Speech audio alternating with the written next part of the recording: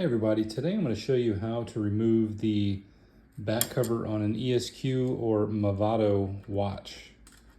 They've got this press-in cover on the back.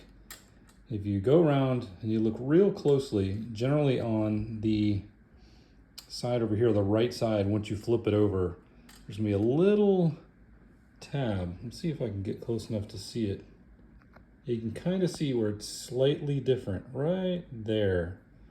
And so what you're going to want to do is get something to pry it with. Actually, you're pushing in. So instead of prying up like this, you're going to push that way, push in. Sorry, I have this backwards.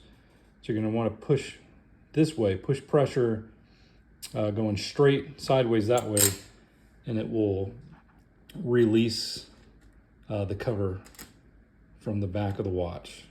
So I'm going to do that real quick and we'll see if I can get this thing off. Okay, the cover is removed. Like I said, this is my tool. This is a Cricut tool for doing like vinyl decals and all that, but you can use anything. I just use this because it's really, really thin. So got the back cover off. Let's see if I can show you. Yeah, you can kind of see where it's slightly different. I know it's really hard to see. Trying to get the camera to be able to focus on this. But it's not quite round. There's like a little lip. Let's see if I can find it there. You can barely see it right there where it's not round, it goes straight, and that's where you can push in, put pressure on that. So anyway, got that off, and now there's the battery right there.